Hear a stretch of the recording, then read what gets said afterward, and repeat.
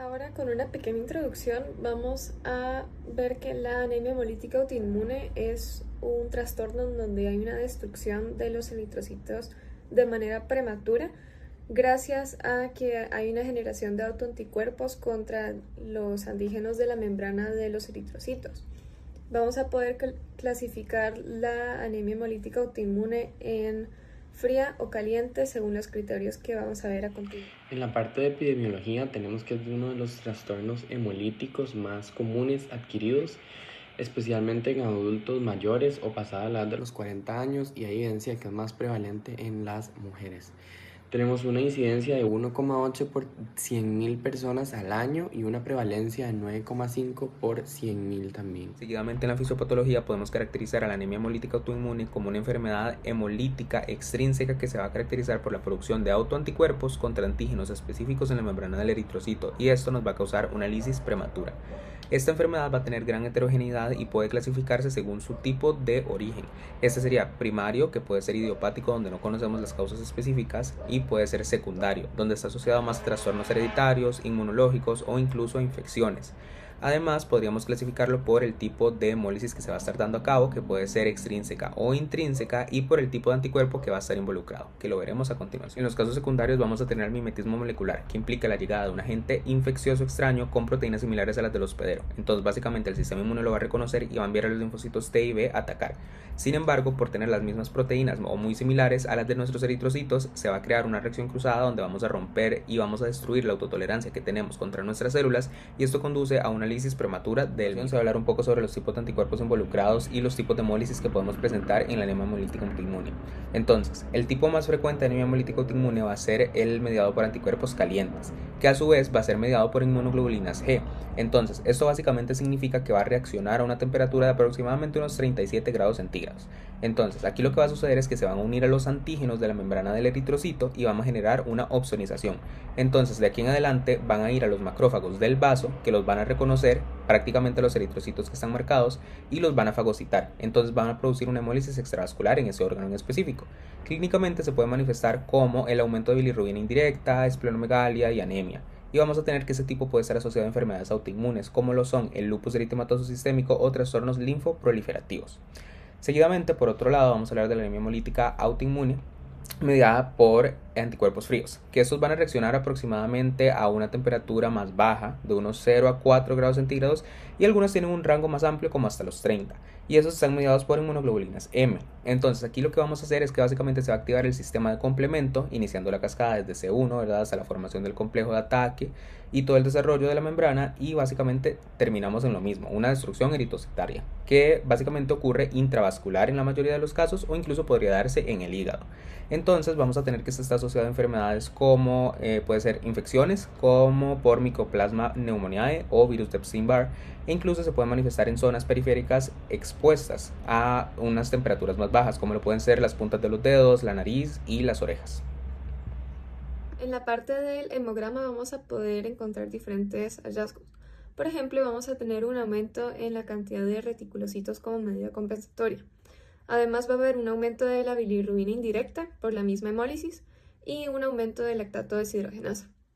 Además, el urobilinógeno va a aumentar, pero la aptoglobina va a disminuir porque se va a unir a la hemoglobina circulante. Además vamos a tener hemoglobinuria porque hay hemólisis intravascular con la filtración renal de la hemoglobina que queda libre en sangre. En la parte del frotis periférico podemos observar en la imagen A, que es correspondiente a un paciente con la anemia hemolítica autoinmune caliente, vamos a ver esferocitos, y en el caso de un paciente con anemia hemolítica autoinmune fría vamos a ver un agrupamiento, una aglutinación eritrocitaria, que es lo que apunta a la flecha roja. Ok, seguidamente en la anemia hemolítica autoinmune, esta sospecha clínica se va a empezar con los síntomas del paciente. Generalmente estos pacientes consultan por manifestaciones de la anemia en sí, en este caso mareo, disnea por presión y debilidad.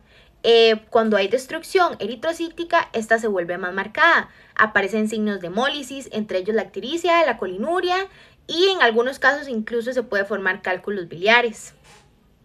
En escenarios más graves se puede observar hepatoesplenomegalia, hemoglobinuria e incluso signos de insuficiencia cardíaca secundaria a la anemia severa. Además, es importante reconocer que en ciertos pacientes puede coexistir una trombocitopenia inmune. En estos casos, el enfoque diagnóstico va a estar orientado especialmente hacia la valoración del riesgo hemorrágico. Clínicamente, yo debo buscar signos como equimosis, petequia, sangrado mucoso o cualquier sangrado activo. Cuando tenemos la combinación de la anemia hemolítica autoinmune y por ejemplo, una trombocitopenia, yo debo guiarme a causas secundarias porque se puede dirigir a un síndrome de Evans, que me puede dar enfermedades como enfermedades autoinmunes sistémicas, inmunodeficiencias, linfoproliferativas, por ejemplo, o infecciones virales. Asimismo, la anemia hemolítica autoinmune puede ser también una citopenia que aparece con el contexto del síndrome hemofagocítico.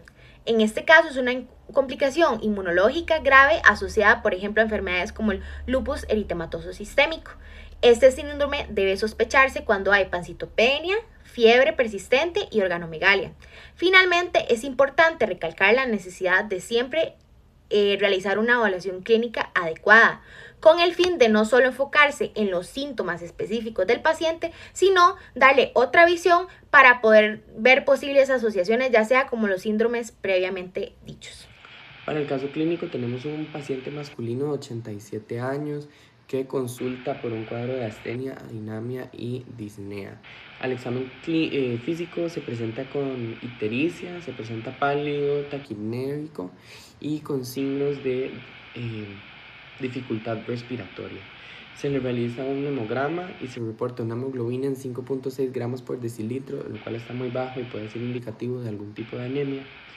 Tiene una leucocitosis con neutrofilia de 14.500. Esto nos orienta a algún tipo de infección o inflamación en el paciente. Y dice también el caso que presenta una hiperbilirubinemia indirecta de 5.09 miligramos por decilitro. Esto se puede dar en casos de anemia hemolítica autoinmune porque la lisis de los eritrocitos hace que se libere la hemoglobina que está contenida y forme bilirrubina indirecta. Se sospecha ya anemia hemolítica autoinmune a este punto del caso.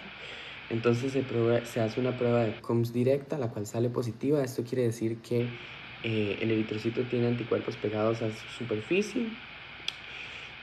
Y en frotis sanguíneo se evidencia una hipocromía, anisocitosis, esferocitosis, macrocitos y agregados de eritrocitos, lo cual es característico de la lisis, ¿verdad? Encontrar agregados de eritrocitos, y todos estos hallazgos son característicos de la anemia hemolítica autoinmune.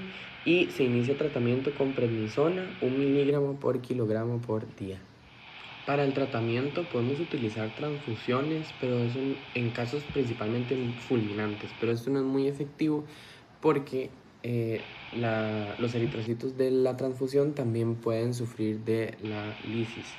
Entonces se usa prednisona, 1 miligramo por kilogramo día, y en casos más graves se usa metilprednisona vía intravenosa, y este se utiliza de 1 a 2 miligramos por kilogramo por día. Y ahora, para finalizar, podemos decir que la anemia hemolítica autoinmune es un trastorno en donde vamos a tener autoanticuerpos que van a atacar a los antígenos de la membrana eritrocitaria, y se puede clasificar en fría o caliente dependiendo si tiene IgG o IgM y complemento. Y además el diagnóstico se va a centralizar en una prueba de CUMS positiva directa, así como marcadores de hemólisis. Finalmente, el tratamiento inicial va a basarse en encontrar cuál es la causa de esta anemia hemolítica y también el uso de corticoides.